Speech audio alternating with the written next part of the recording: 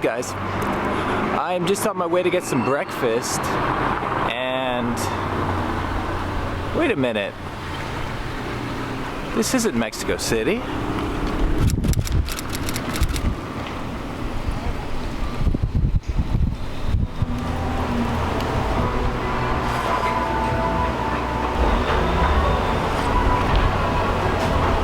That's better. So guys, one thing you should know is that I'm actually gonna be joining a company called Alltournative today. And what I like about these guys is, I mean, look around. There's no denying that Playa del Carmen is very touristic. But what I like about these guys is their approach to tourism focuses on working with the Mayan communities, including some aspects of their life or their culture into the tours. So yeah, I'm gonna be bringing you guys along today, and I hope it goes well. I'm excited.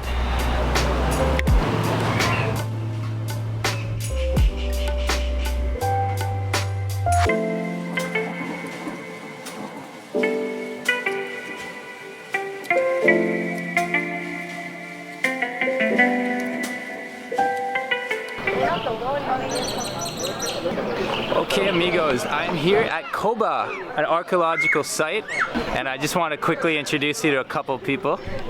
Hello. Hello. This is Lucy. Nice to meet you. And we are here with Paulino. Have you been here before? Many times. Many times? Many times. What can we look forward to seeing today? We're gonna see different buildings, pyramids, and we could climb the only one here in the Yucatan Peninsula, which is the highest also. The highest one? The highest one in the Yucatan Peninsula. Okay. Yeah. I can't wait. Let's go.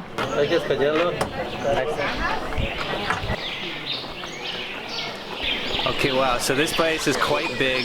Our guide was just saying that they've only excavated about 2% of the buildings that they have here in Coba, that's right? Yeah.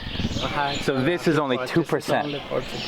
Yeah, the That's whole incredible. site, it's like 70 square kilometers, you know. 70? 70 square kilometers is all what the complete city covers. So it's only the first part over here. That's the first part that we have right in the entrance, and then like 2 more kilometers we have to walk to get to the Great Temple. Incredible. It's huge. You know what I already like about this place? What?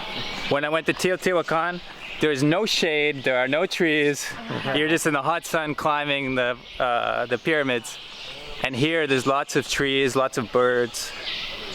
You actually feel like you're in the wilderness. Well, you are actually. Yeah. If you guys have a drone, don't forget. And what about your daughter? She speaks Mayan? Yeah, I speak to her in Mayan.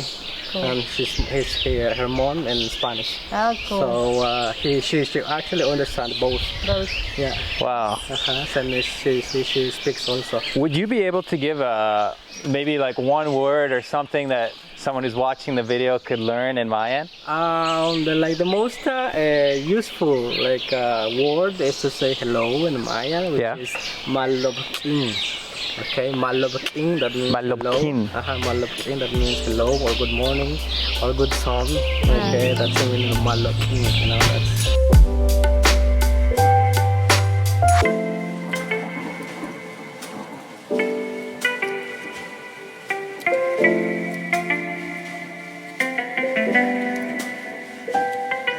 That they only used the elbows, the hips and knees to hit a rubber ball which has like between 3 or 5 kilograms, and they said they could pass it through the hoops you can see over there.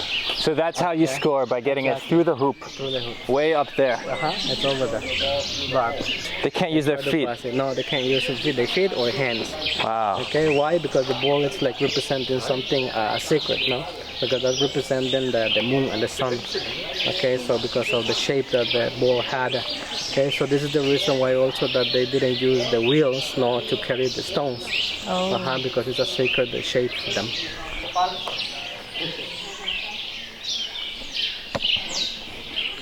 I'm still thinking about what you said about how the Mayans didn't use the wheel because it was a sacred shape. Yeah. So just to build these pyramids without help from wheel, I mean that's a lot of work, huh? It's incredible. Just to carry, to carry the stones. Yeah. They use their backs, Yeah. Like we carry our backpack now, put it in the back. That's how they did it. Okay, no wheels, no nothing. Okay, so that's why it's very incredible, how Yeah, it is. do all this stuff. Today we have wheels. Yeah, today we have wheels. The tourists get wheels. Much easier. Okay guys, we're about to have a quick bike ride. As I showed you on the map, this place is absolutely huge. So we're gonna go, I think, 1 or 2 kilometers away. They have bikes to rent for 50 pesos, not too bad. And I will take this one.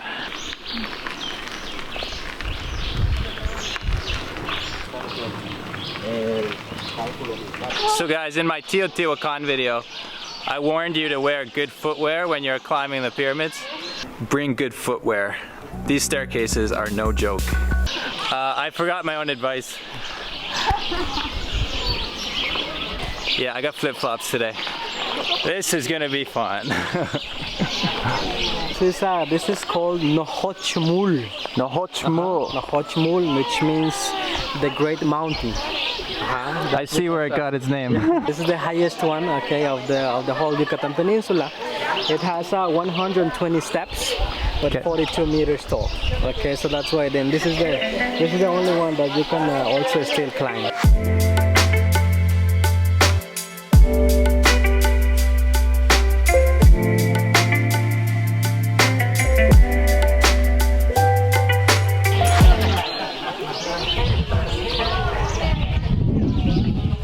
High five. Boom. High five.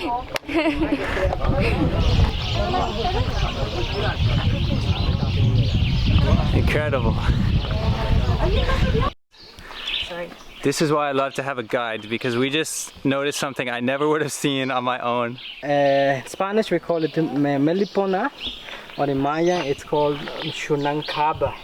Okay, they're very small, tiny ones. They always live into the trees, the hollow trees they find, and they produce like a really special honey. Okay, that it has like medication properties too, medical properties, which is very good. That's actually the best honey we can ever find.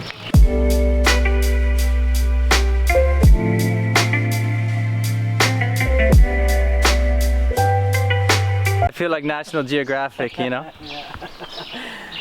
Bees are incredible how they all work together. I mean, everyone knows exactly what they have to do. So that's it, guys. That's my trip to Coba Archaeological Site with Alltournative. I was gonna end the video here, but really there's one more thing that I have to mention. You know, I did a lot more than just visit the archaeological site.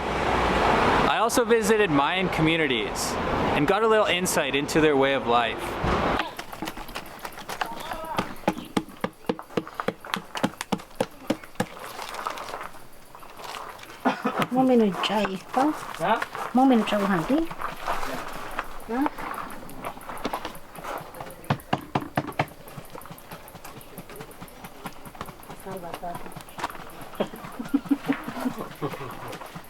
I also got to visit a cenote. This is simply remarkable, guys. So basically, I'm gonna be going down through that hole.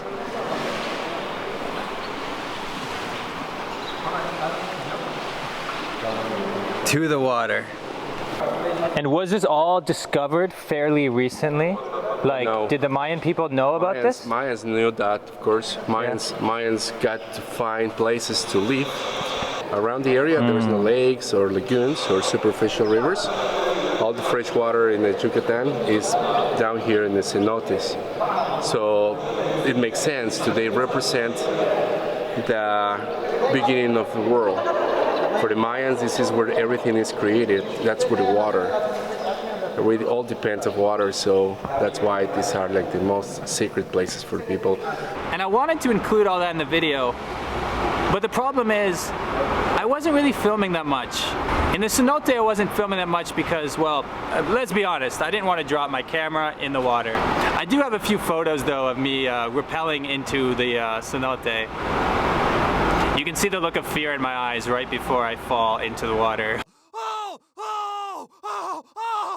And in the Mayan communities, I didn't film that much because mostly I was just listening to the tour guides and taking in the experience, because it's like nothing I've ever done before. I've never visited an indigenous town that was so isolated. I mean, you're talking about a place 2 hours in the jungle, a place that doesn't even get trash pickup, doesn't even get really anything from the Mexican government. They're just living their traditional way of life, the way they have been for generations and generations.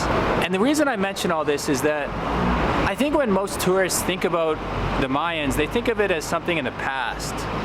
They think about it as something to see in the Museum of Anthropology and the archaeological sites. But they don't really think about how the Mayans are doing today, what their experience is like. Even though these are Mexicans, these are part of this complex fabric known as Mexico.